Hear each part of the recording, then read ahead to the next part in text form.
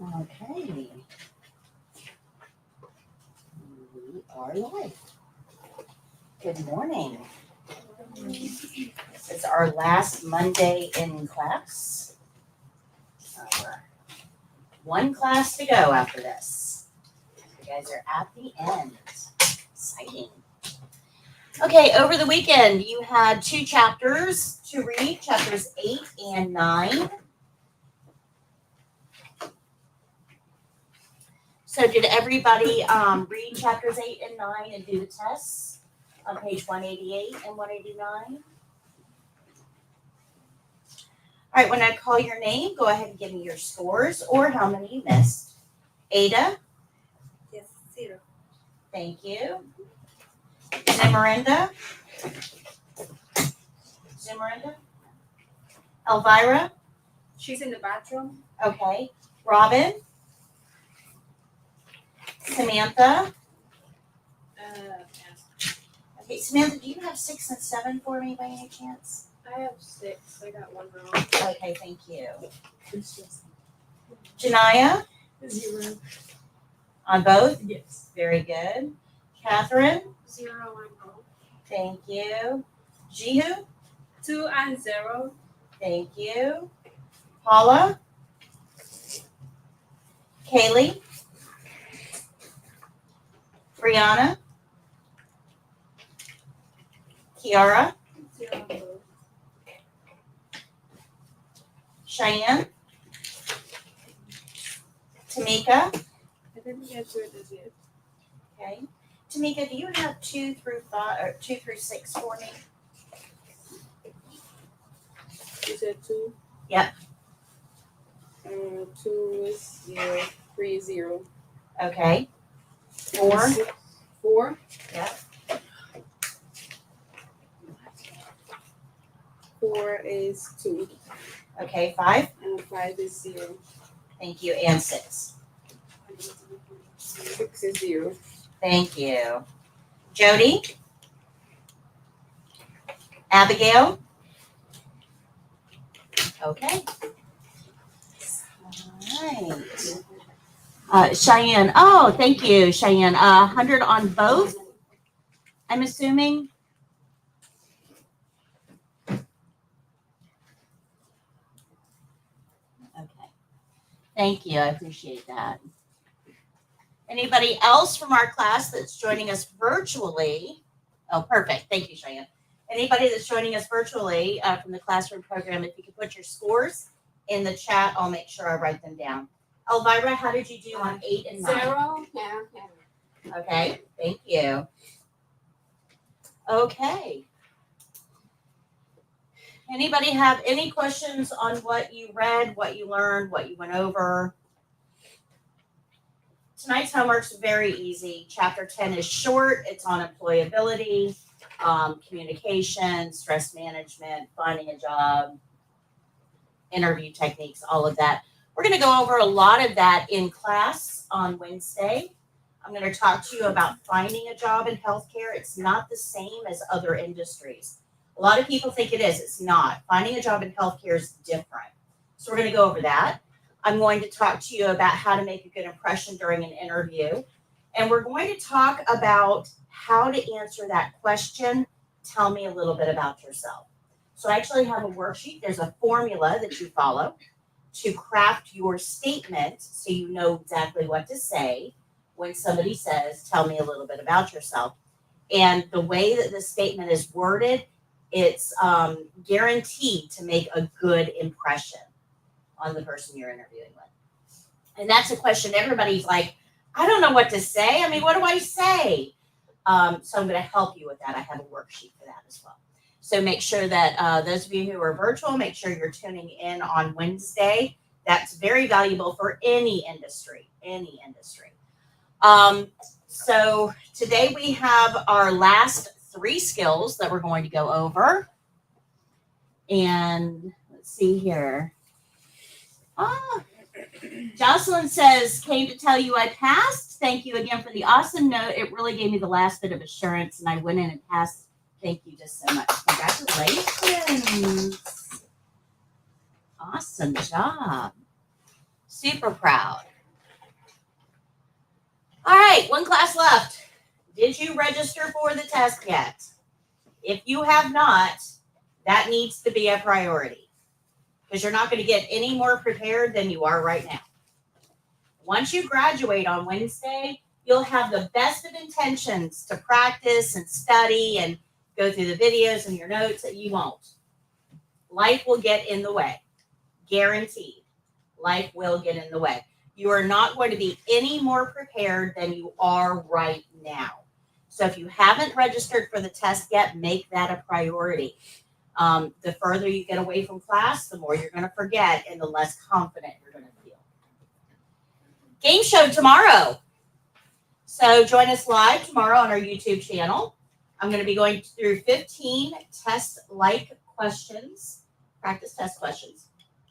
And we're going to give out prizes for first, second, and third place winners. So you can actually get prizes for practicing for the written part of the state exam. So join us tomorrow at 11 on our YouTube channel. Today is CPR. Anybody staying for CPR? Anybody? One? Okay. All right. If I only have one, I may have to postpone it, but I'll make sure that I retain that price for you. But if I probably won't tie up the classroom just for one person. So we'll see if we get a couple more. Okay. All right. So CPR today, 2 to 6, as long as I need 3 minimum to be able to teach effectively. Okay. And I'll have some more coming up.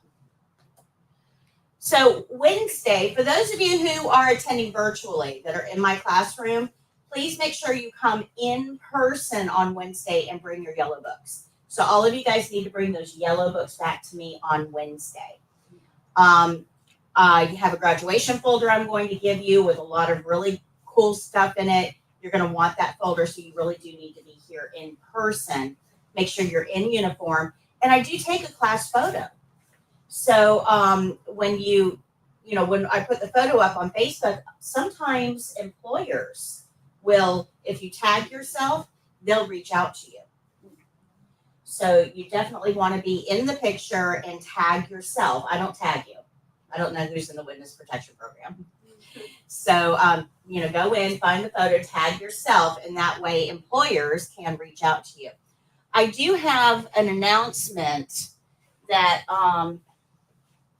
I wanted to tell you guys about. And tomorrow at 11:15, we have an employer that's actually coming to our classroom at 11:15 to talk to you guys. And they want you that badly that they're coming in to talk to you. Tomorrow? Not tomorrow, Wednesday at 11:15. Sorry about that. Wednesday at 11:15. But there is a private duty position that is available, weekend shifts. It's a short-term position while the primary caregiver that does weekends is on maternity leave. And it's a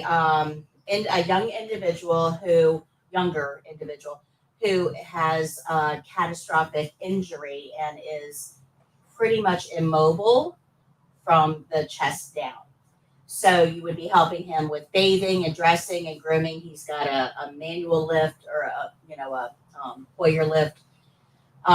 He's very emotionally independent, but physically needs some care. So it's not a bad position for the weekends, 12-hour shifts, I believe. And if you are interested, see me after class, and I'll put you in touch with the person that passed this tip along with me, and you can coordinate to do a meet and greet and see if it's something that you would be interested in. It's a great way of getting your feet wet and getting some practice before the test and earning some money. Good morning, Marie. All right. Okay.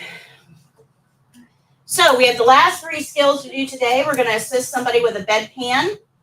We're going to learn how to do catheter care, which is peri care with an extra step. And we're going to learn how to empty the urinary drainage bag. I don't have a lot to teach you today. Everything that we've learned is going to be used in these skills. So there's nothing new to learn here. We're just going to take those principles, put them together in a slightly different way, and apply them to a new skill. But all the principles still apply.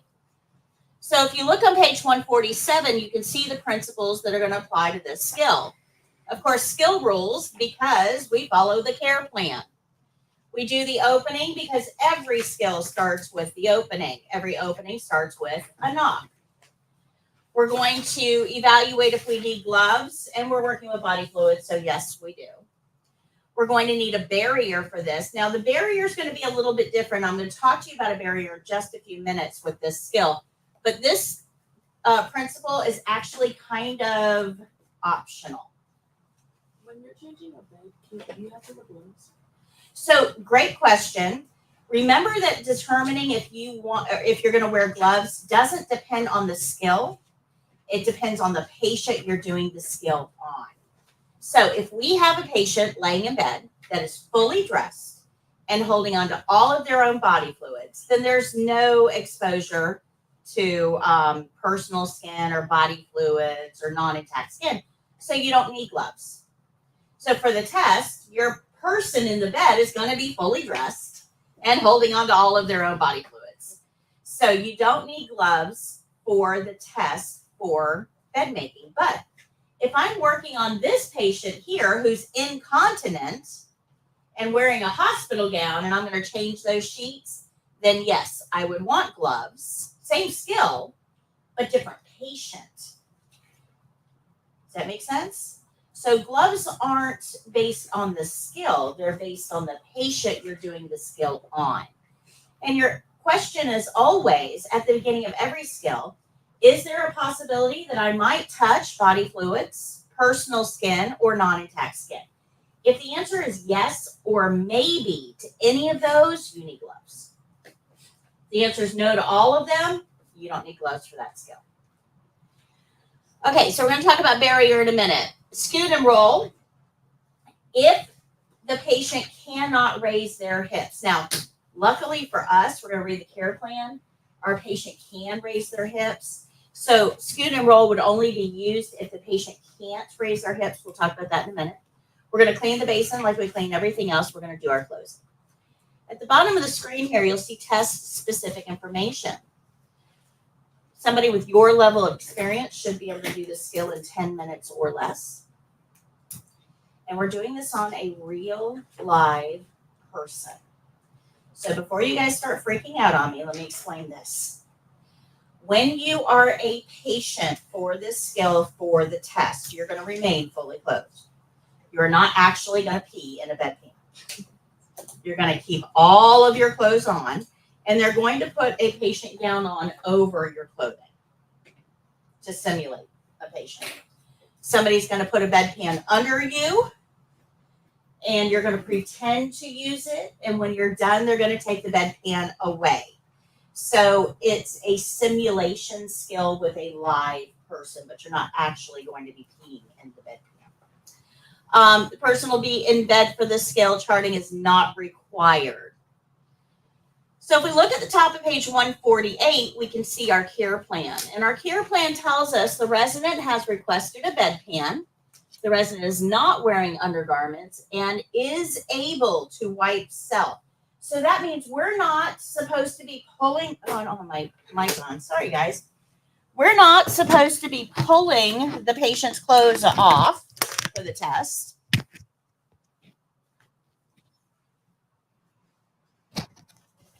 Okay, sorry about that, guys. We're not going to take the patient's clothes off, and we're not going to try to clean them up afterwards. Because our care plan is telling us they're not wearing undergarments. No matter what your eyes tell you, they're not wearing undergarments and they can wipe themselves. So we're not going to get in there and do any of that.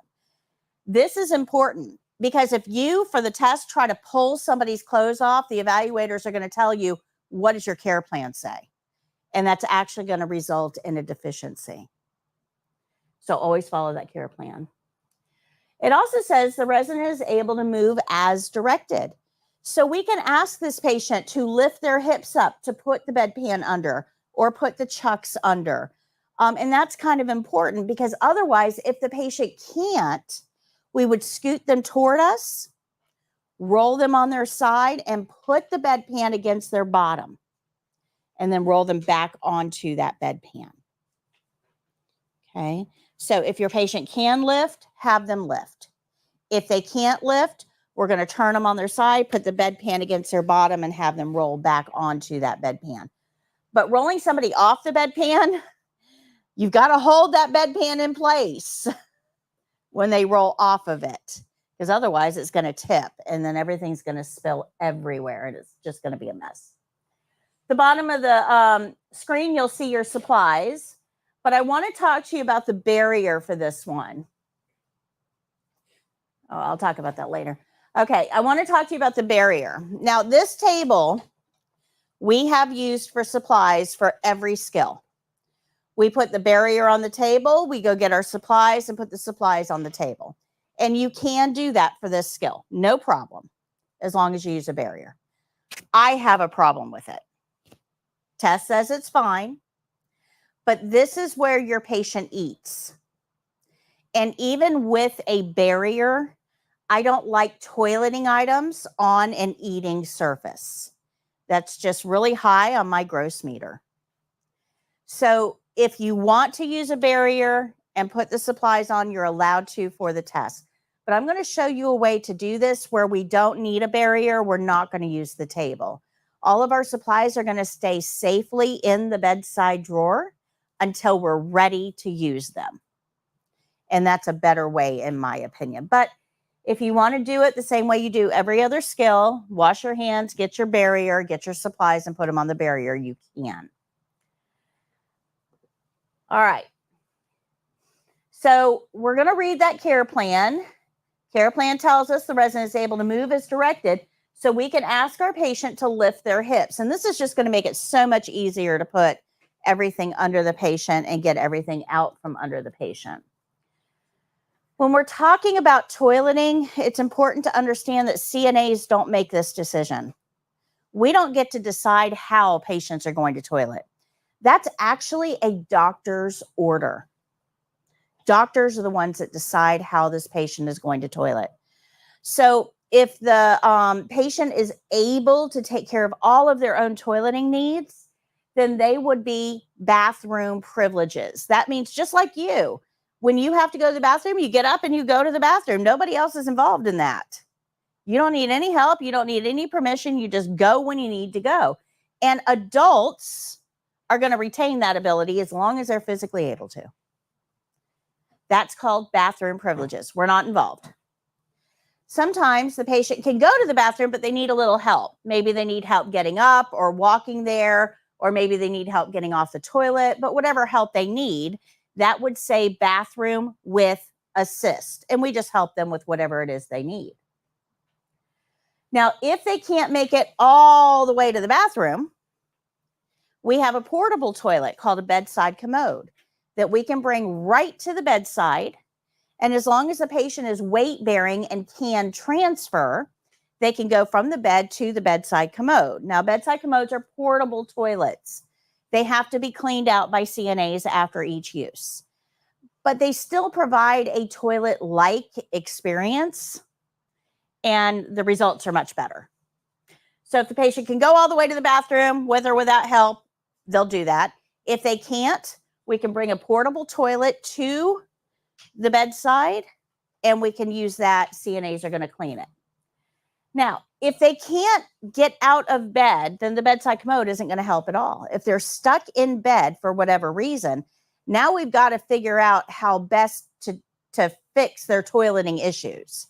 And we only have two choices left if they're continent. Remember, if they're incontinent, we're just going to do pericare every 2 hours. We learned that last week.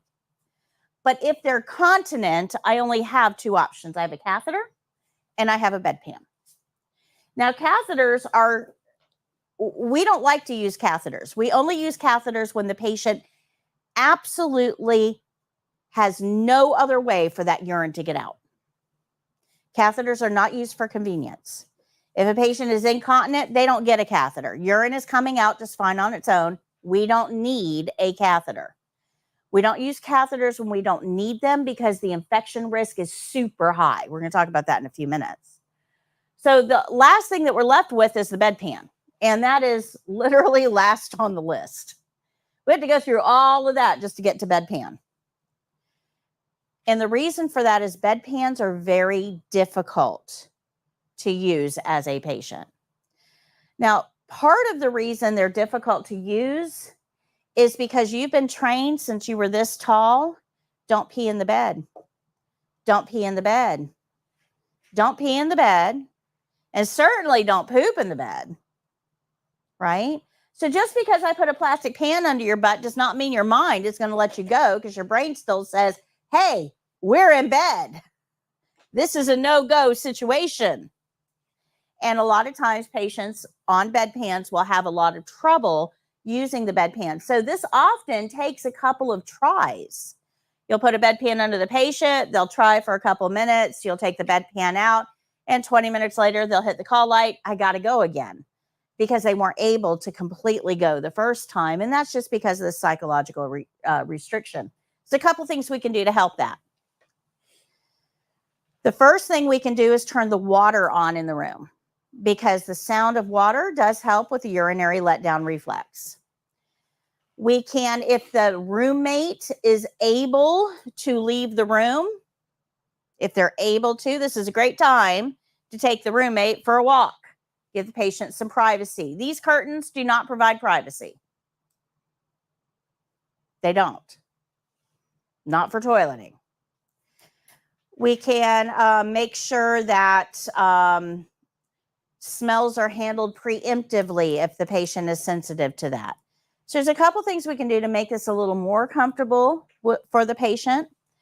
But at the end of the day, it may not be as effective as the patient would like the first time around. So be patient with these patients.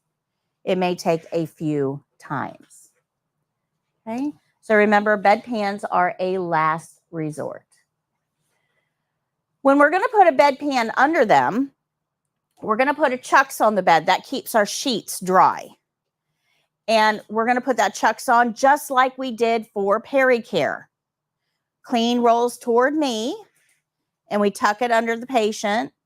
Dirty rolls away when we take it out. But our patient can lift their hips. Our care plan says they can move as directed. So we don't have to do the whole scoot and roll thing. We can just have them lift, put the chucks under the patient, put the bedpan on the chucks, and we're good to go. When you put the bedpan under the patient, we want the widest part of the bedpan under the widest part of the patient.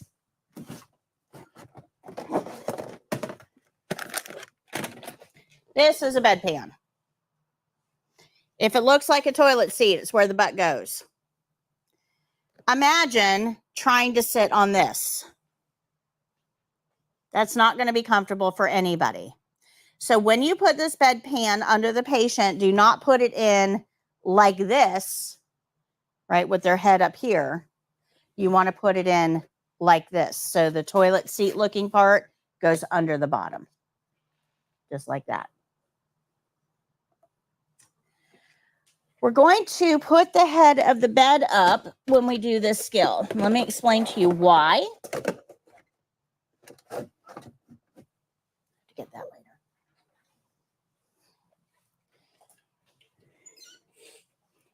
This is the most important step for this particular skill. The most important step. If you don't put the head of the bed up, your patient is not going to be successful. And if they are, it's going to be a nightmare. So we got a patient laying in a bed. Patient bed. When we take a bedpan and we put it underneath their middle, what does it do to their middle? Raises it up. How many of you ladies can pee uphill? That's what we're asking this person to do. We have raised up their middle. If we don't put the head of the bed up, we're asking them to pee uphill. And if they are successful, that pee is going to run right up their back and into their hair. Pretty gross. So when you put a bedpan under the patient, we have to get the head of the bed up into a normal elimination position. Does that make sense? Good. Well, if we're going to put the head of the bed up, we needed gloves to put that chucks under the patient and put the bedpan under the patient. And now you got butt juice gloves. So do you want to touch that bed controller with butt juice gloves? Probably not. So we're going to take our gloves off and adjust the head of the bed, and then give the patient their toilet paper and their call light. It says they're able to clean themselves. We aren't involved in that, but they have to have the toilet paper to be able to do that. Okay.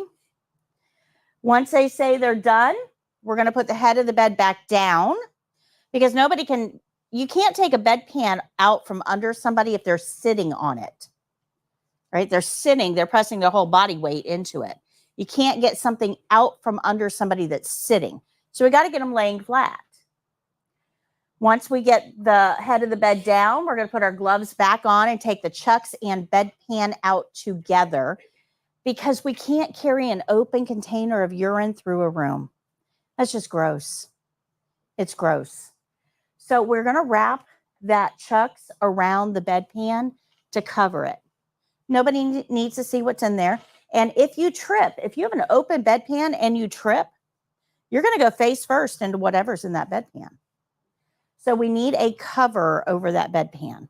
We're going to use the chucks for that.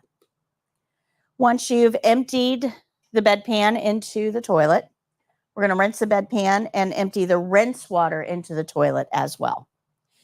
Then we're going to give our patient a hand wipe. And this is an important step because your patient cleaned themselves. Think about where your patient's hand has just been. They can't get up and go to the sink. If they could get up and go to the sink, they could go to the bathroom. They have to have a hand wipe to get their hands clean.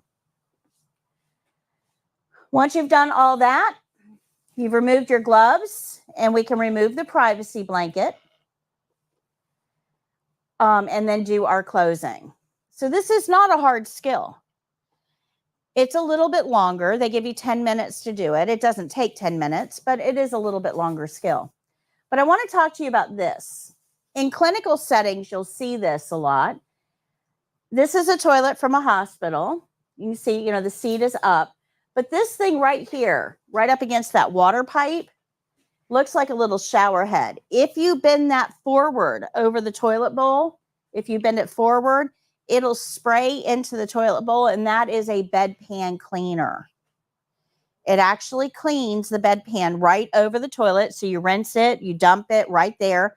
You're not using the sink, way more hygienic, but we have water under pressure hitting a flat plastic surface. You're going to get splashback. That means that whatever's in that bedpan could go into the air. You don't want that stuff to land on your uniform or in any of your holes. So if you're going to use this, a bedpan cleaner, you need to have a yellow disposable gown, what you see up there, over your clothing. And you need something covering all the holes of your face, like a mask and a face shield, so that none of those particles can get into any of your holes. Now, a word on masks. Masks do not help with odors. They don't filter out odors. So if you are particularly sensitive to odors, a mask is not going to help you with this. But what can help is if you take a little bit of Vicks, the stuff mom used to rub on your chest when you were a kid, and you just put it right underneath your nose, it can help mask some of the odors if you're odor sensitive. You can also make your own using whatever essential oil you like the best mixed into Vaseline. So you can make your own as well. But remember, masks don't really help with odors. So when you're positioning the bedpan, you're going to have your patient lift their hips. So we put the chucks under the patient, and then we put the bedpan under a patient. But I want you to think about where that bedpan is going to end. So when we put the bedpan under the patient and we lift the head of the bed up, do you see how that bedpan is still flat? The bed is not. So what ends up happening is when we put the head of the bed up, that bedpan is going to shift. It'll either shift down or it'll shift up, but it's going to shift because the bedpan is being placed right on the bendy part of the bed. So you may have to adjust it a little bit once you get the head of the bed up, or ask the patient to adjust it. Okay, any questions on this? No? All right, so like I said, there's not much new to teach you with any of these skills. So we're going to be done with the skills part before 11, way before 11. So you'll have lots of practice time today in class, at least 2 hours, probably a little bit more than that. Okay, so lots of practice time today in class. Let me show you this video, and it'll help you understand all the different steps for a bedpan.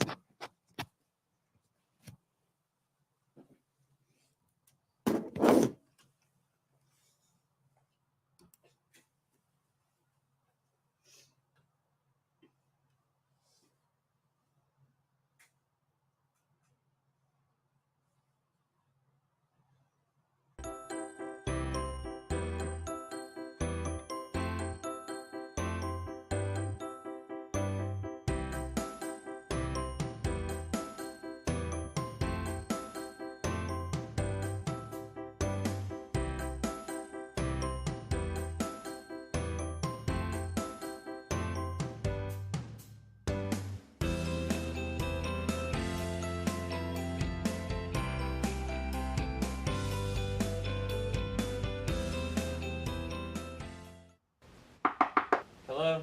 Hi, Mr. Jones. My name is Patty. I'm your CNA today. How are you? Good, how are you? Wonderful. I understand you need a bedpan. Can I assist you with that? Sure. I'm going to close your curtain, wash my hands, get my supplies, and I'll be right back. Okay, I'll need a Chucks and a privacy blanket for this skill. Okay, Mr. Jones, I'm going to place this privacy blanket over you. This will help keep you warm and protect your privacy as we do this skill. Is that okay? Yes. Okay. I'm going to spread this out without snapping it or shaking it. And I'll have you hold this in place so I can pull your sheet down. That way your sheet remains clean as we do this skill. Okay, I'm going to prepare a Chucks to place under you before we put the bedpan in place. I'm going to hold the Chucks up lengthwise and roll it toward me. Clean rolls toward me, dirty rolls away. And I'll just place this on the bed. I'm going to open the drawer that the bedpan is in and get a set of gloves.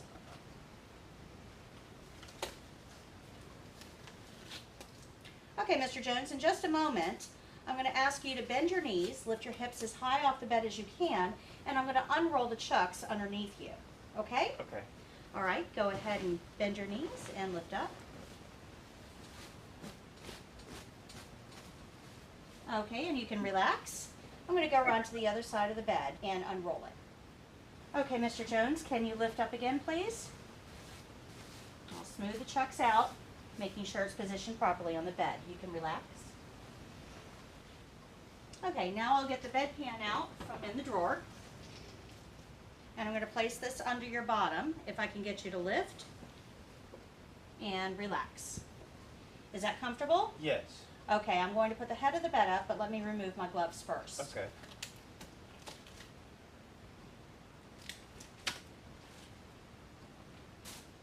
Okay, I'm going to put the head of the bed up. Please tell me when you're comfortable. Okay. And you may have to adjust that bedpan a little bit as it moves. Tell me when you're comfortable. That's good. Okay, here's your toilet paper and your call light. And I'm just going to wait out here. Please let me know when you're done. Okay, Mr. Jones, I understand you're finished. Let me help you with that. I'm going to put the head of the bed down now. And please do not lift your hips. Once the head of the bed is in the lowered position, I'll put on a pair of gloves. And I'm going to hold that bedpan flat as you lift off of it.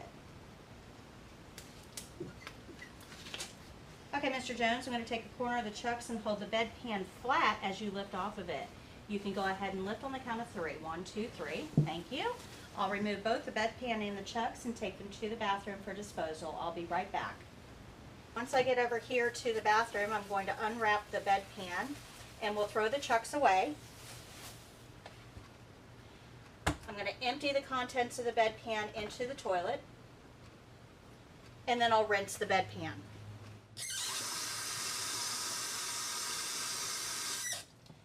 We'll deposit the rinsed water into the toilet as well. And then we'll set the bedpan down to dry. I'll pick it up with a paper towel. I'm going to dry the inside. We'll throw that paper towel away. I'll dry the outside, throw that paper towel away, and get one for the drawer.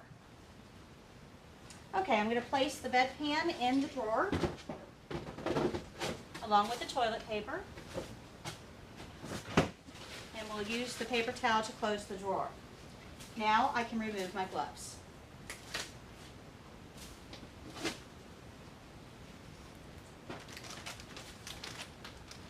Mr. Jones, would you like to wipe your hands?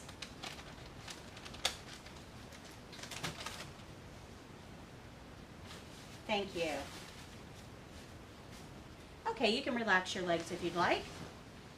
And I'm going to pull your sheet up and remove the privacy blanket.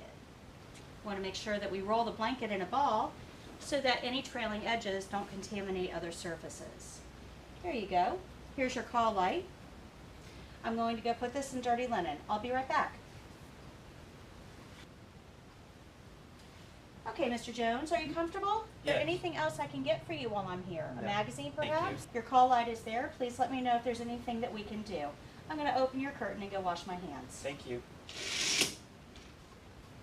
After washing my hands, I'll review the steps of my skill, make any corrections, and then tell the evaluator my skill is done.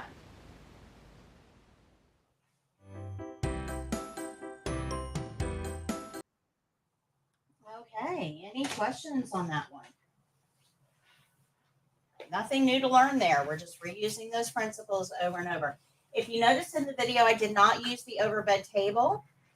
I just got the bedpan when I was ready to use it, and that's perfectly acceptable. Okay. All right, so 158 is going to go over catheter care.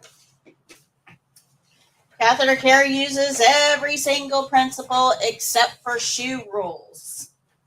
So this is just like peri-care, but we're going to add an extra step in.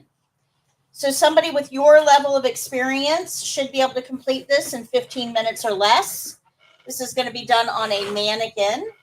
That mannequin will be in bed. Charting is not required.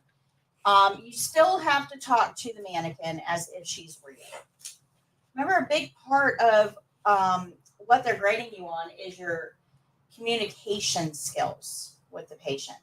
Imagine how uncomfortable it would be if you had a medical professional in your most private area and they were silent. That's weird.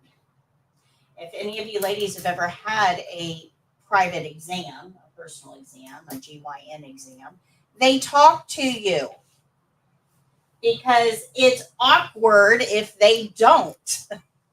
Same thing with this. We're going to make sure that we're talking to the patient. If nothing else, at least tell them the steps that you're performing so that there's no surprises for them. But communication is a big part of what we do. Page 159 gives you step-by-step instructions. Supplies are along the bottom. Care plan is at the top. Care plan says provide catheter care with soap and water to a female resident with an indwelling urinary catheter. Clean the catheter tubing and perineal area only.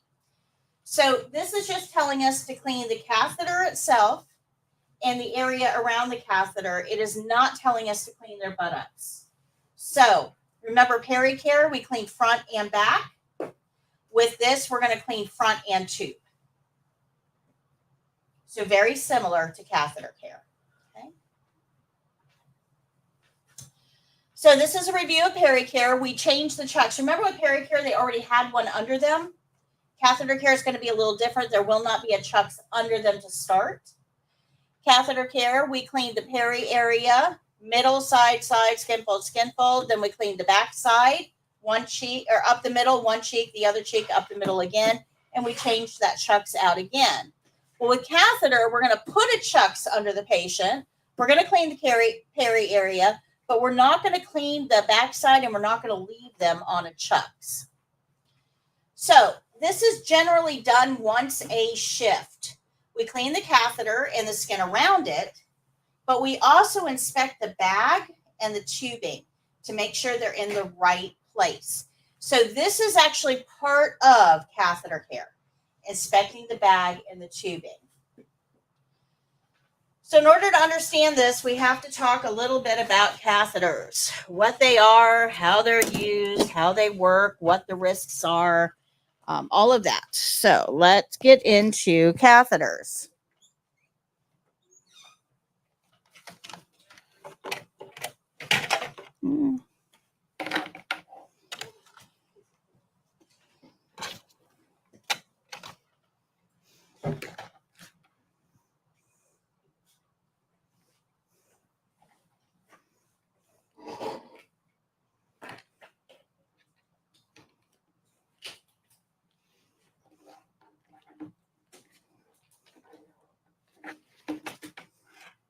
Okay, so what you see here is a catheter system.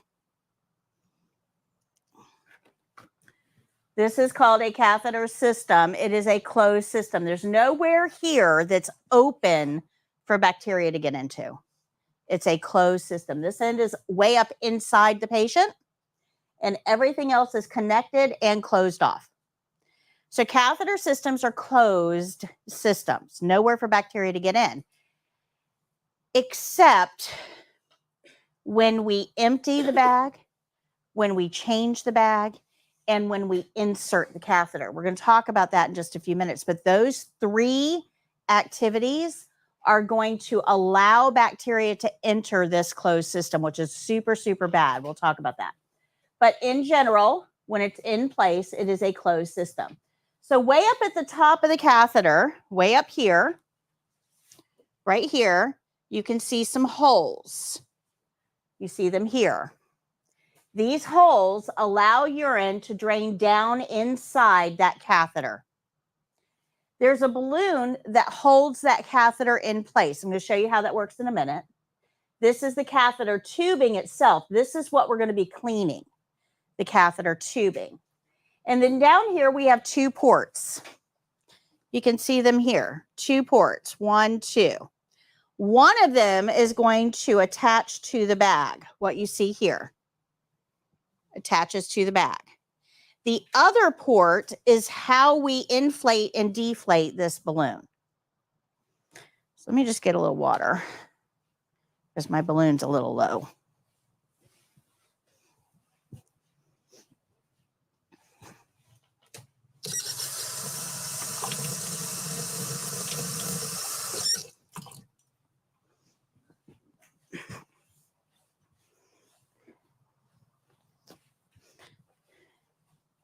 So watch what happens to this balloon when I put water in at this port. See how the balloon gets bigger? Okay. So this port is used to put water in and take water out. We'll talk about why we need water in a minute. So two ports, one that attaches to the drainage bag, the other that allows for filling and emptying of the balloon. Now, this port connects to the catheter bag. This is the tubing for the catheter bag, and it's got to be pretty long because your patient is laying in bed. The bag itself, we have markings on the bag. We have the emptying port on the bag, and then we have a little house for that emptying port to live. So the catheter and the bag are two separate pieces. And you can see that here. This is a catheter, and this is a bag. When they're put together like this, it is one closed system, but they're two pieces. And they have to be two pieces because this part, the catheter part, can stay in for up to 30 days. but the bag itself needs to be changed once a week. So because the bag is going to be changed more often, they have to be two separate pieces. CNAs do not change the bag unless you have received additional training. In most settings, CNAs don't change the bag, the nurses do.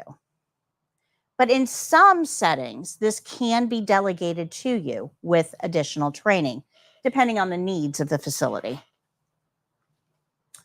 So the drainage bag is usually changed more frequently, about once a week. So CNAs are responsible for cleaning the catheter, remember this part of the catheter, emptying the drainage bag, and documenting the output. That's what we are responsible for with this system. We clean the tubing, we empty the bag, and we document. You can be trained to change out the bag, but not initially. So the whole name of the game here is infection control. Now, if you remember this from week 1, we talked about this in week 1. We have a pathogen. That pathogen has to have a place to live. And then the pathogen has to have a doorway out. It can't just get out on its own. It's got to exit through a doorway. It has to have a way of getting around. Then it has to find a doorway in to a new host. That new host has to be susceptible, and then an infection proceeds from there. Remember, this is the chain of infection. Well, the reason this is important is because of this. Get that out of the way. So we learned this last week. We have two kidneys. Those kidneys filter blood 24/7. They remove waste products and create urine. That urine drips down tubes called ureters into the bladder. It accumulates in the bladder. A little valve at the bottom of the bladder holds the bladder shut so that the urine accumulates. And the urethra allows the urine to come out when that valve is open. When we have a catheter,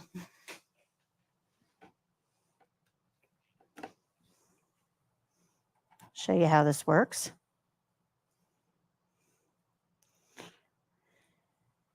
Remember, we don't use catheters for convenience. We only use catheters when the patient cannot get the urine out of their body on their own. So we would, as a nurse, put the catheter in. This hole is already there. We already have a urethra in place. We're not drilling anything new. The hole, you pee through it every day. The hole is already there. The nurse takes a catheter like this, no balloon inflated, and inserts it into the urethra and advances it up until we get past that valve and into the bladder. We know we're in the bladder because urine starts to come out. Once we're in the bladder, we will inflate that little balloon at the end with sterile water or normal saline, and that holds that catheter in place. It sits right at the base of the bladder, just above that valve, and the whole purpose of this catheter is to hold that valve open. It's the whole purpose of the catheter. Holds that valve open so that urine doesn't accumulate in the bladder. It comes out. But it doesn't just come out anywhere. It comes out through the tube. So we're going to direct it. We're going to collect it and direct it. Okay? Make sense? And when it's time for that catheter to come out, the nurse would deflate the balloon, pull all the water out of it, and then it literally just slides right out. Good? Questions?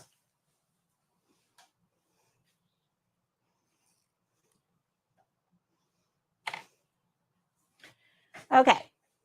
So once we have a catheter in place, it's going to be attached to some sort of a collection device. This is the one we're most familiar with. This is called a bedside drainage bag. Same thing I have here. It holds a lot of urine. It's going to hang on the side of the bed. You're going to empty it once a shift. It's going to hold all the urine for the shift. This is what we generally use when a patient is in bed. Bedside drainage bag. But if your patient is ambulatory, if they're up walking around, if they're going to Winn-Dixie or Walmart or Busch Gardens, they don't want to carry a suitcase of urine with them. That's just embarrassing. People will stare. So in that case, we need something a little more discreet. So we would use something called a leg bag if we want something discreet. This attaches to the leg, either at the thigh or the calf, with some elastic bands, just like this. And the urine collects in that bag, and the patient just goes to the bathroom, opens a little valve, and the urine comes out into the toilet. So this is a more discreet version of this. Depending on the needs of the patient, we'll use either a leg bag or a bedside drainage bag, depending on the needs of the patient. So here's where the problem comes in. If we let pathogens into this system anywhere, remember I said there's 3 places we can let pathogens in: when we put the catheter in, if we're not using sterile technique, when we change the bag, or when we empty the bag. If we let pathogens into this system, it is a bad thing. Capital B, bad thing. And let me explain why. Remember that pathogens need warm, dark, moist to thrive, right? Urine, warm, dark, and moist. So all the ideal environments are there. But there's 2 additional things that make this even more dangerous. For bacteria specifically, the bladder contains proteins and enzymes that those bacteria need to procreate. So it makes it super easy. It's like an all-you-can-eat buffet in an open bar. Makes it super easy for these bacteria to make more of themselves. So we don't like bacteria getting into the bladder because it's a very, very, very hard thing to stop them once they get in. Very hard. So the name of the game here is to not let pathogens into the bag. So when nurses put a catheter in, they've got to use sterile technique.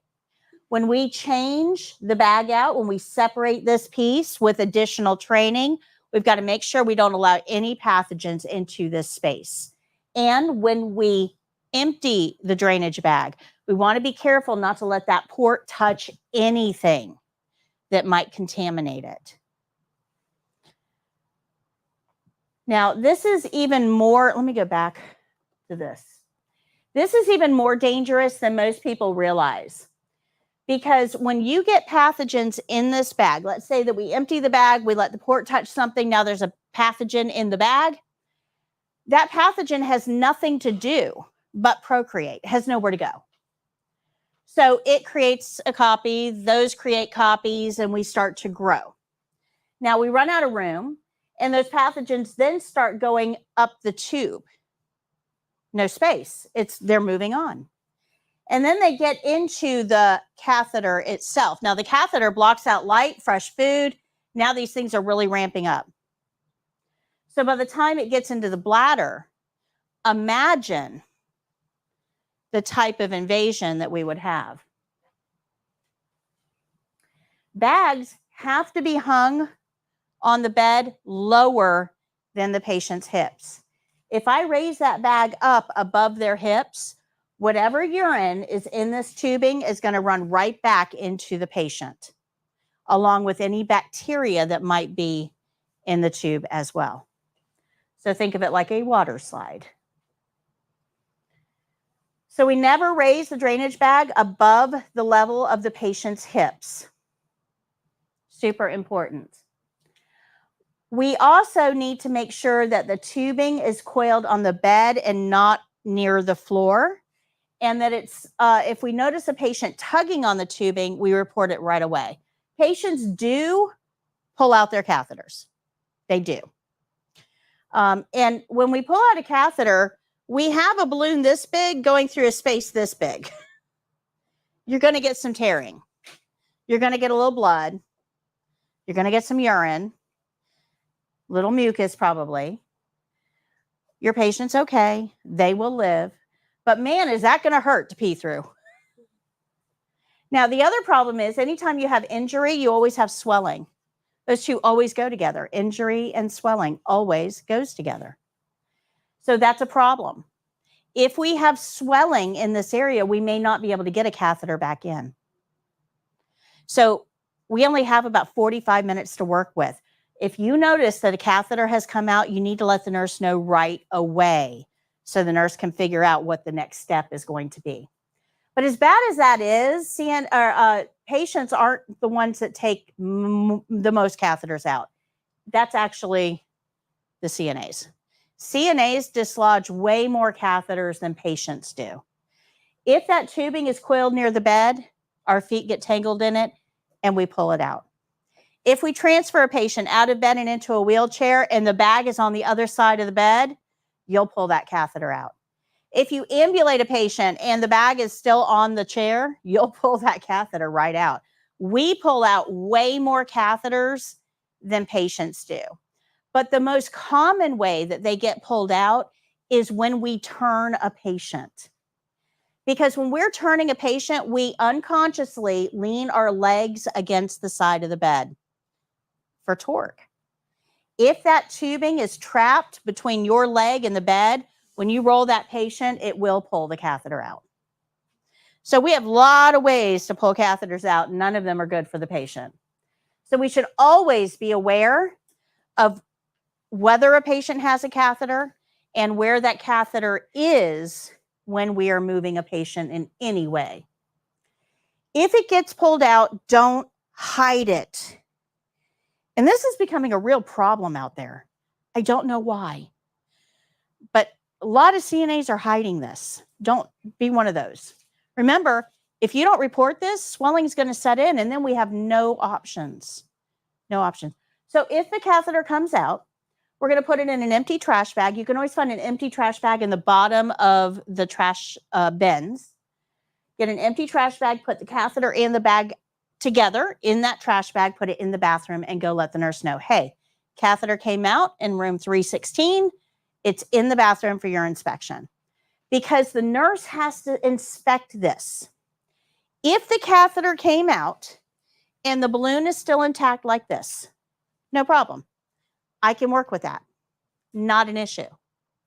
But if the catheter came out and it looks like this, that's a problem. Because a little piece of this catheter is now in the patient. And we have to go fishing. Literally. We put a tube with a camera on it up into the bladder and see if we can find that little piece. Because if we leave it there, the patient could develop an infection or a rejection situation because it's a foreign body. Make sense? So when a catheter comes out, the only way for me to know what kind of a problem I'm working with is to look at it. If it looks like this, I'm good. If it looks like this, I'm not. Okay, good. Questions? Could you ever be fired for a mistake like that? No, mistakes happen. They understand that. If you are, then that's not a place you want to work. But you may be reprimanded and retrained.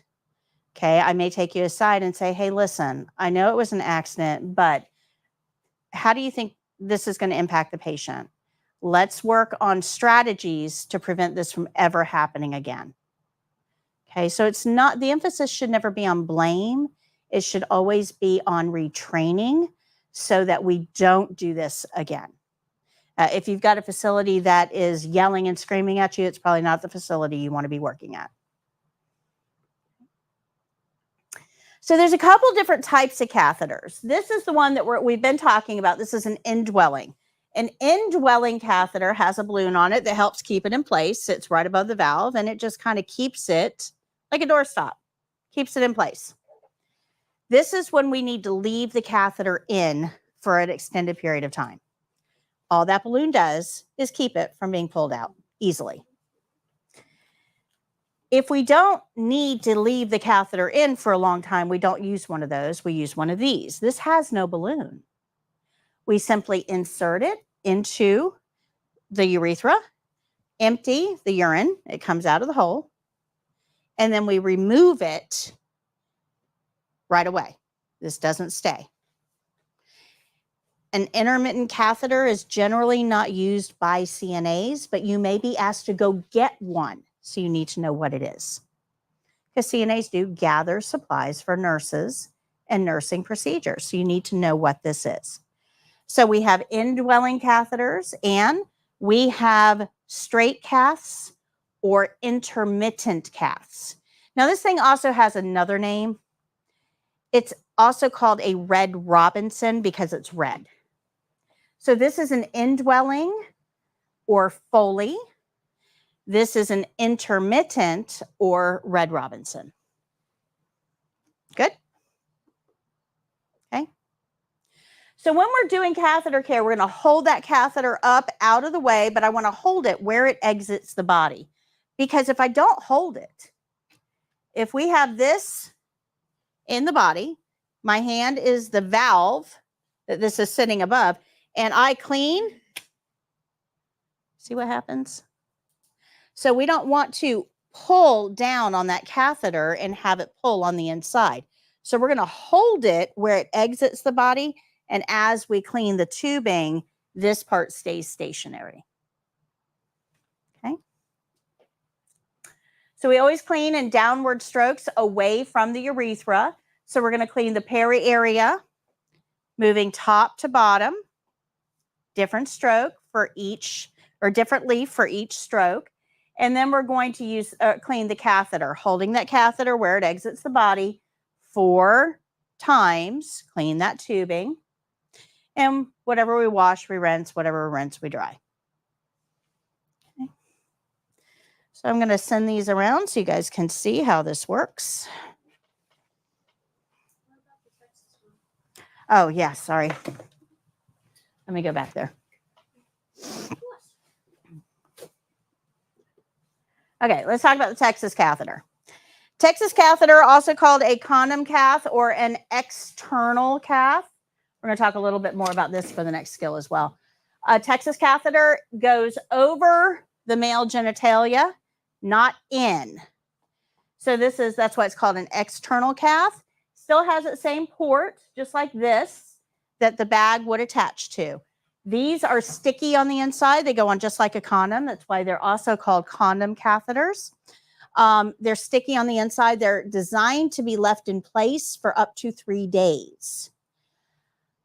But remember that adult urine is not like baby urine. Remember we talked about that? Adult urine is acidic. So if we have acidic urine right up against very sensitive skin for 3 whole days, that can eat into the skin. And you will often see skin lesions and wounds and rashes and things like that with this type of catheter. So if you are assigned to help with a Texas catheter or condom catheter, when we remove it, you've got to do really, really, really good skin care. Get all of that urine off of the skin. And then usually they'll have you put a skin protectant. So it looks like an alcohol pad, but it's not. It actually creates a whole new layer between the urine and the skin. So follow the care plan. Care plan will tell you what to do. But this is an external catheter. It's a good alternative to having an indwelling catheter for long-term use for males. So to go through this skill, we're going to read the care plan. Care plan tells us to provide catheter care with soap and water to a female resident with an indwelling urinary catheter. Clean the catheter tubing and perineal area only. We're going to start with a knock and do our opening. Knock, knock, knock. Hi, Ms. Jones. My name is Patty. I'm your CNA today. I'm here to do catheter care. Is that okay? We're going to close the curtain, wash our hands, and then go get a barrier. After we get a barrier, we're going to get the rest of our supplies, and we're going to get water in our basin. Remember, we need a paper towel to turn the faucet on. We're going to check the water, It should feel warm, not hot, not cold, and we're going to ask a patient to check it as well. We'll put a privacy blanket on over the patient, putting it on over the sheet and pulling the sheet down underneath. Don't snap or shake that blanket. We're going to put our gloves on because we are going to touch body fluids. And the first thing those gloves should touch is the patient. We'll turn the patient onto their side, put a chucks underneath, and then turn them back onto their back. We're going to roll the gown or the blanket up just like we did with pericare, exactly the same way. And we're going to expose that catheter tubing. Put a towel over their legs. We'll wring the first washcloth out. We're going to soak 5 leaves. And then we're going to hold that catheter in place and wash top to bottom down the middle, side, skin fold. Whatever we wash, we rinse, middle, side, skin fold, and then we dry, holding that catheter in place. Then we get another washcloth, rinse it out, apply soap to 4 leaves, holding the catheter. We're going to wrap the washcloth around the catheter and wipe away from the body 4 times. Whatever we wash, we rinse. Whatever we rinse, we dry. Then we'll roll that blanket back down so the patient is no longer exposed. We're going to have them scoot and roll to get rid of that pad under them. We don't leave a patient on a pad if they don't need it. Pads are plastic lined. It's going to hold in body heat, and that makes a warm, dark, moist area. So if the patient doesn't need a pad, we don't leave it under them. So we're going to take that pad away. And then we're going to put the patient back on their back in the middle of the bed and go take care of our supplies. Now, we need our gloves on to touch those towels and washcloths. They're dirty. We need our gloves on to go clean that basin. Once we get everything put away and stored, then we can remove our gloves and remove the blanket. We'll do our closing after that. Nothing new to learn here. Good? Good. This is a longer skill. It does take a little while to go through. Not as long as pericare, but it is a long skill.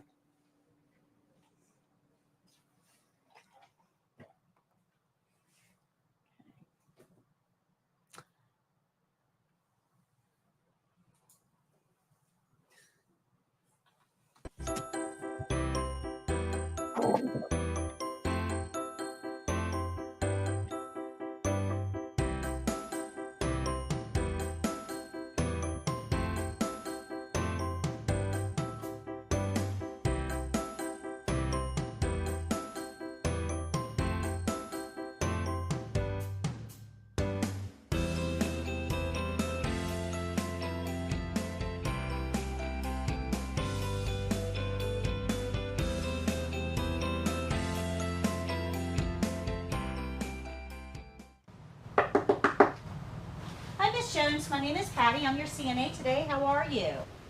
Good. I need to do catheter care. Is that okay?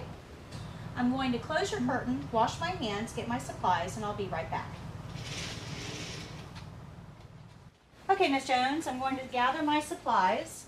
I'll start out with a barrier that provides a clean place to put my supplies. And we're going to get 4 washcloths, a towel, a chucks, a privacy blanket, and now I'll gather my basin and soap.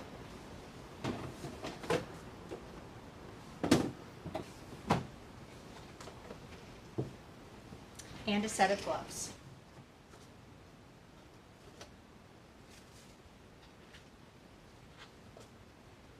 All right, Miss Jones, I'll just get some water. I'll be right back.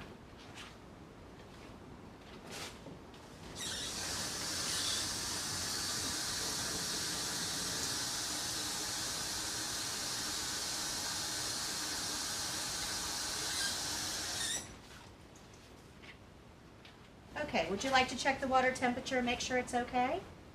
It's good? Good. I'll place the washcloths in there to stay warm. And I'm going to cover you with a privacy blanket. This is going to help protect your privacy and keep you warm while we do this skill.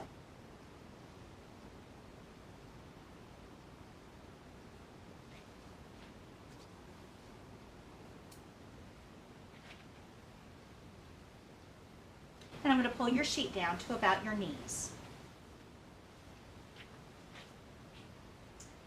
Okay, Ms. Jones, I'm going to place this pad underneath you. This is going to help keep your bed dry while we do this skill.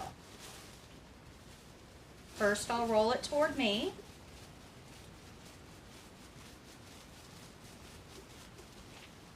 And place it on the bed. And then I'll put my gloves on. All right, Ms. Jones, can you scoot toward me, please?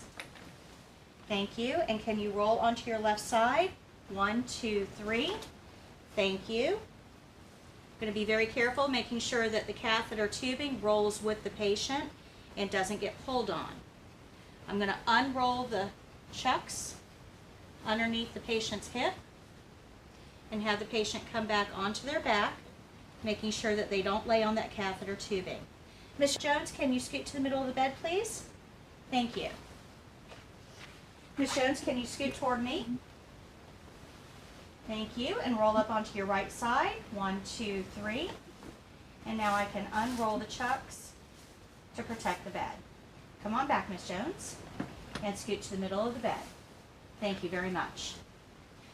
Okay, now I'm going to start cleaning the catheter. I'm going to roll your gown up inside the blanket. I will be exposing you, but we'll make this as brief as possible. Please let me know if you're uncomfortable. As I roll the gown in the blanket, I want to make sure that I don't grab the catheter, that we don't cause any unnecessary pulling or stress on that catheter. And now we'll cover her thighs with a towel. This exposes only the area that we're working on. I'm going to take the first washcloth and wring it out and apply soap to 4 leaves. 1, 2, 3, 4. Now I'm going to clean your catheter. I'm going to hold the catheter where it exits the body, wrap the washcloth around, and wipe away from the body. Fold that leaf over. I'm going to hold it, wrap the washcloth around, and wipe away from the body. That's 2. We're going to do this 2 more times. Away from the body. 3. And the last one. 4. I'll set this washcloth aside. Whenever we wash, we must rinse. So I'll wring this washcloth out, and we'll use it to rinse that catheter the same way we washed. I'm going to hold it where it exits the body, wrap the washcloth around, and wipe away from the body. We'll do this 4 times. 2, 3, and 4. Set this aside. Now we'll dry the catheter. Now we're going to do peri-care. We'll take a washcloth out of the basin, wring it out really well, and we're going to soap 5 corners. 1, 2, 3, 4, and the back side is 5. Okay, now I'm going to clean the peri area. I'm going to lift the catheter up out of the way with my pinky and hold the labia open while I clean down the center with the first leaf, always going top to bottom, and then we'll remove the washcloth and fold that leaf over. Now I'm going to clean down one side of the labia, top to bottom, fold that leaf over, clean down the other side of the labia, top to bottom, fold that leaf over. I'm going to clean the skin fold between the groin and the leg, fold that leaf over, and clean the other skin fold between the groin and the leg, and then set that washcloth aside. I'm going to take the final washcloth and wring it out really well, and we're going to rinse all of those areas the same way that we washed them. So I'll hold that catheter out of the way and spread the labia open, cleaning down the center, top to bottom. Fold that leaf over, clean down one side of the labia, fold that leaf over, rinse down the other side of the labia, Fold that leaf over. We're going to rinse the skin fold. Fold that leaf over and the other skin fold. Set that aside. Now we'll dry gently by patting dry top to bottom and then removing the towel. Ms. Jones, I'm going to cover you back up. I'll unroll that blanket, which will replace the gown over the patient. I'm going to make sure that the catheter and the tubing is coiled on the bed, not near the floor and not where the patient is laying on it, making sure it's not kinked. Ms. Jones, I'll be right back. I need to dispose of your supplies. The towels and washcloth will be placed in dirty linen.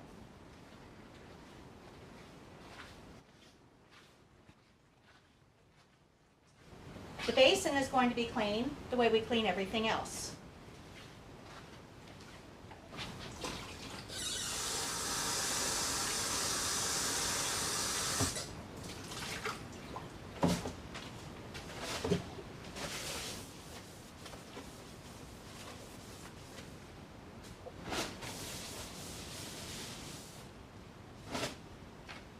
We'll return the basin to the drawer, and on the way we'll pick up the soap.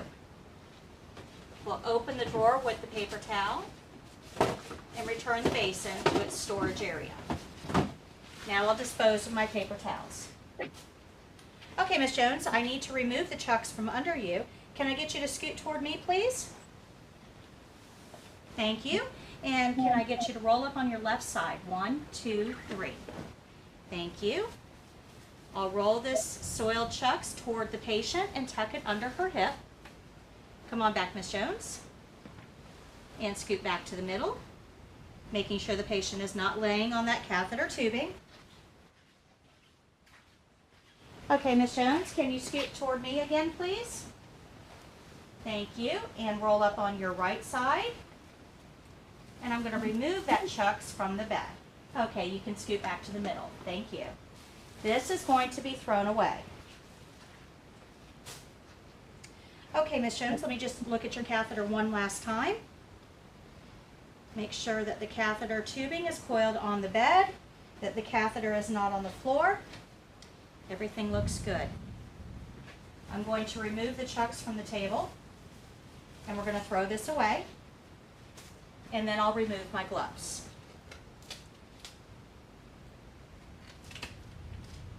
We'll throw those away. Okay, Ms. Jones, I'll pull your sheet up now. And I'll remove the blanket as I do so, rolling it into a ball. You put this in dirty linen. Okay, Ms. Jones, here's your call light. If you should need anything, just let me know. Are you comfortable?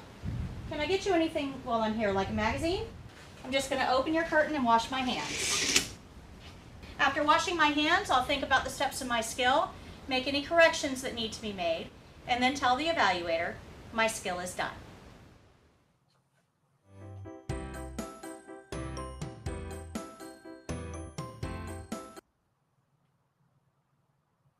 All right, any questions? Marinita asks, when is the last class? The last class will be on Wednesday. That'll be the last class of this session. And then I'll have 2 weeks off before I start the next session. I think it's October 21st. We'll start the next one. On number 18, it says monitor water throughout procedure. Change water if it becomes cold or soapy. Is that something we're going to have to do on the test? It depends on how long it takes you to do the skill. Okay. If you do it pretty quickly, the water won't get cold. But if you are really slow, if you notice that, and the evaluators will pay attention to that. If this has gone on, like you get your water and it's like 15 minutes later and you haven't even started washing, they'll probably check that water temperature. You know, because water will definitely cool down. Remember, room temperature always wins. You guys remember that? So as long as you get the water, you get them prepped, and you start cleaning right away, and you're done within 17 minutes, that water won't get cold. All right, last skill that we have today. This is it. This is going to be on page 164. This is a short skill. somebody with your level of experience should be able to do this in 9 minutes. It's actually probably closer to like 5. This is a short skill. There's nothing difficult in this one. So as you're looking at the principles that are involved here, we're going to follow the care plan. We're going to do our opening. We need gloves because we're working with body fluids. We will need a barrier, but this time it's going to go on the floor. We're going to clean the basin the same way we clean all basins, and we're going to do the closing. At the bottom of the screen, you'll see your test-specific information. Somebody with your level of experience should be able to do this within 9 minutes. This is going to be done on a mannequin. They will be in bed. Charting is not required. And you can be off by 50 cc's in either direction. So page 165 has our care plan at the top of the page. It says, empty the resident's urinary drainage bag into a graduate container and measure and record the urinary output in mLs or cc's on the intake and output form. So here, you can see a sample of the intake and output form. In your book on page 168 and 169, you will see full-size samples.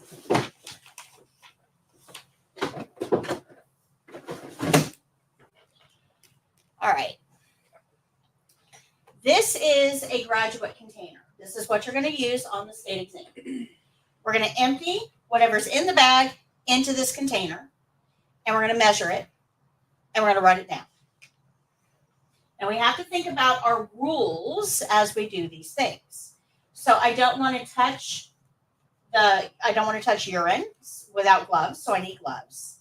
I want to put a barrier on the floor so my urine cup doesn't sit right on the floor. It's on a barrier.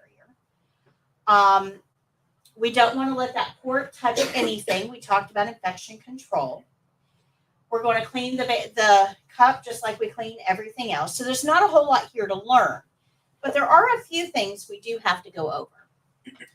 The bottom of the screen, you'll see you'll need a barrier, graduate container, gloves, pen, and that form. So this is a review of what we just learned in the last skill. We have 2 different types of bags. We have a bedside bag and we have a leg bag. Both of them will have emptying ports. Both of them connect to a catheter. So if you have a patient with a catheter, they may have a bedside bag or they may have a leg bag. Doesn't matter, they both have emptying ports. They may work just a little bit differently. This is a twist valve, so you would twist it to open it. This is a T valve. I'll show you how to do that in just a minute. So when we empty the drainage bag, we're going to place the graduate container on a barrier on the floor under the bag. And when we empty that bag, we don't let that port touch anything. Not the bed, not your gloves, not the container, not the chucks, not the floor, nothing. That port can't touch anything. Super important. This is a T valve. So on the bag, this is a valve. You're going to push the T part to the side to open it. Grab this out.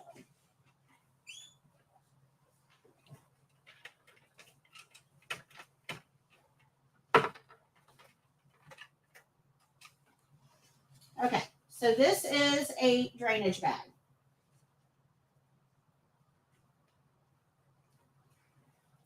This is the emptying port.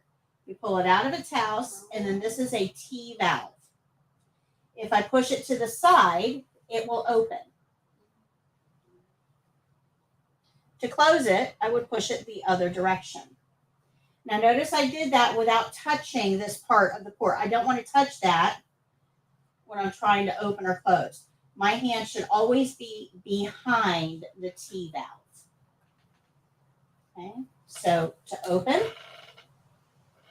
and close. When we are done emptying it, we will very carefully put it back in its little house. Very carefully, not letting it touch a whole bunch of stuff. You don't want to do this. Okay. You want to very, very carefully just slide it right up into its house.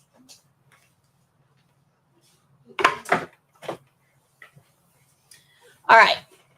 So we open the T-valve, we empty into the cup, and then we close the T-valve, and we don't let the tip of the port touch anything, not even our gloves. After we've emptied the bag, we're going to return the port to its storage house without it touching anything.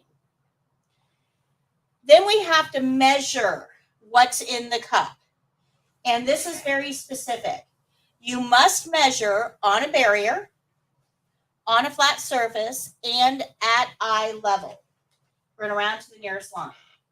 So for the test, we empty it with the cup on the floor. You can't get down there to read that on, at eye level.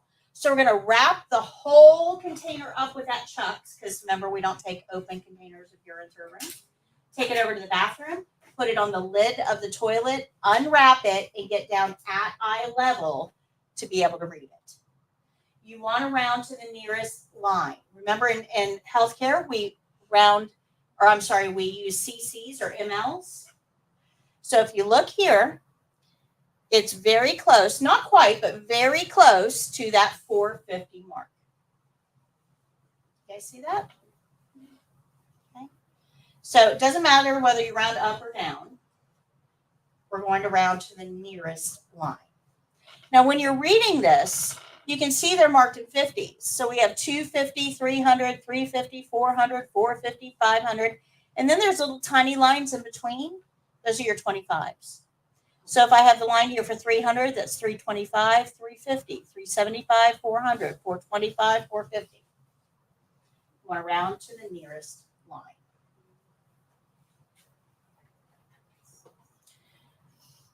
Once we're all done with the skill, we've done our closing and we've washed our hands, we're going to document. Now, this is the documentation form they're going to give us in the test.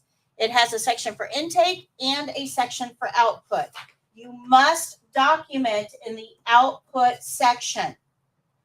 If you document up here, you are saying on a legal form that that patient drank that much urine.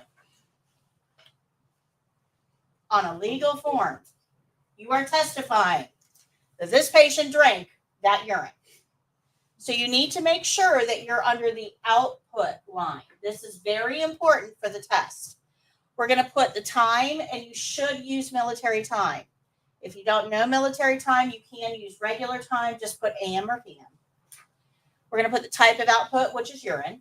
We're going to put how much we measured and your initials. So here's the steps for this skill. We're going to follow the care plan. We're going to do our opening. Remember, every opening starts with a knock. So, hi, Ms. Jones. My name is Patty. I'm your CNA today. I'm here to empty your drainage bag. Is that okay? I'm going to go close your curtain, wash my hands, get my supplies. Once I've washed my hands, I'll get a barrier, put it on the floor. I'll get my urine cup, put it on the barrier, and I'll get my gloves. Barrier goes on the floor, urine cup, and gloves. Once I put those gloves on, I'm ready to start the skill. I'm going to tilt the bag so that I can empty the urine into the cup without letting that port touch anything. And then I'm going to close the valve and store it on the bag. Remember, we don't want that valve to touch anything. I'll wrap the chucks up around the cup, take it over to the bathroom, put it on the lid of the toilet, and I'm going to get down at eye level. And I want to round to the nearest line. Once I've rounded to the nearest line, I'm going to, stop. Stop.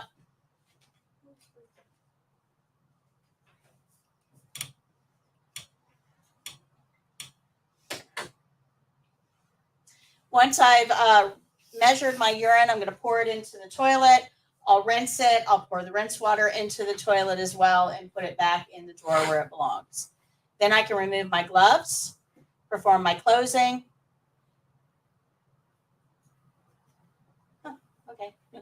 Perform my closing, and then document. Once I've documented, I would wash my hands one last time. Any questions on this?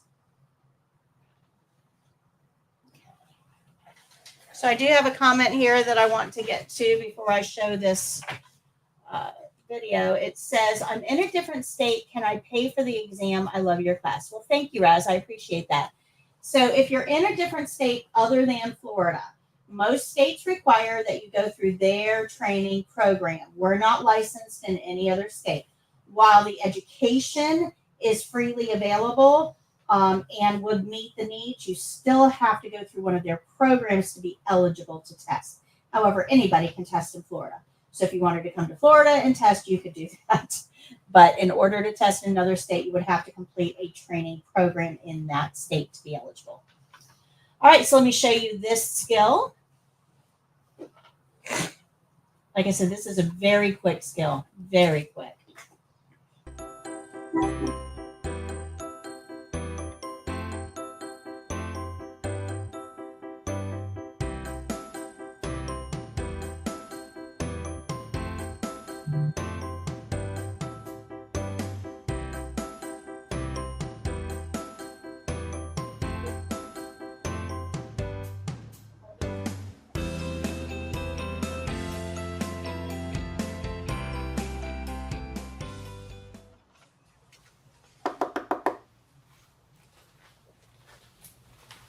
Hello, Miss Jones. My name is Patty. I'm your CNA today. How are you? Great. I need to empty your urinary drainage bag. Is that okay? Okay, I'm going to close your curtain, wash my hands, get my supplies, and I'll be right back. For this skill, I'll need a barrier, which I'll place on the floor under the drainage bag. I'm going to need a set of gloves.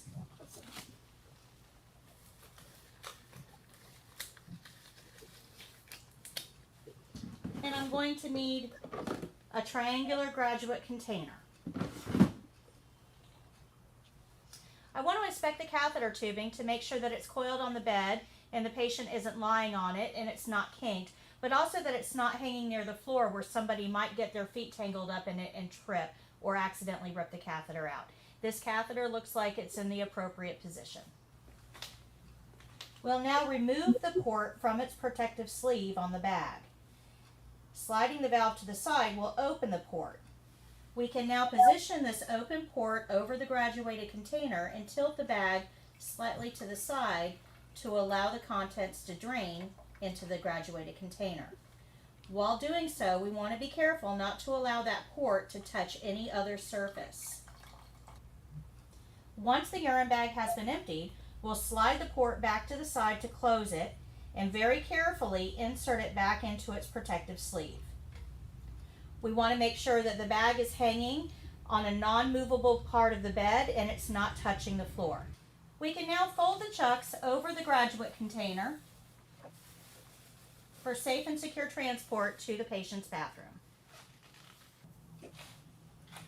Once we're at the patient's bathroom, we're going to set the graduate container down on a barrier on a flat surface and position it so that we can read it. We need to be at eye level, and we're going to round to the nearest line, either up or down. You can see that the urine in this container is nearest to the mark of 425, so the amount that we will document is 425 milliliters, or cc's. Once we've measured it on a barrier on a flat surface at eye level, we can now empty the urinary graduate container. We'll throw the barrier away, open up the toilet, and we're going to dump the contents of the graduate container into the toilet. Now we're going to rinse the graduate container.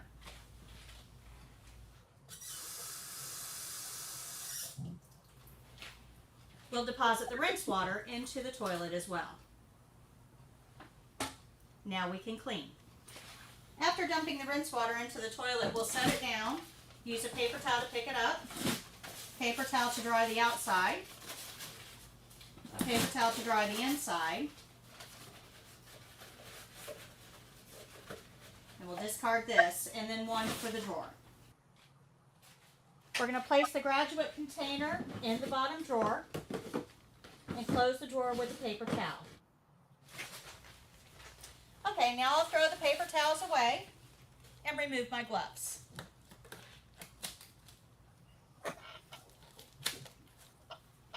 throw those away as well. Thank you very much, Miss Jones. Is there anything else I can get for you while I'm here? A magazine, perhaps? You have your call light there. If you should need anything at all, please feel free to let me know. I'm going to open your curtain, wash my hands, and document my skill. Thank you. After washing my hands, I'll document on the intake and output sheet that the evaluator gives me.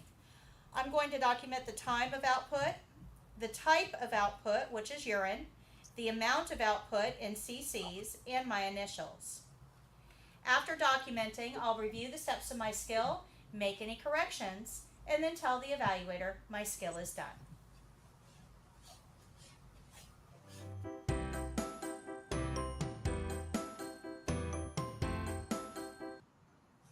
Okay, any questions on what we have been over today?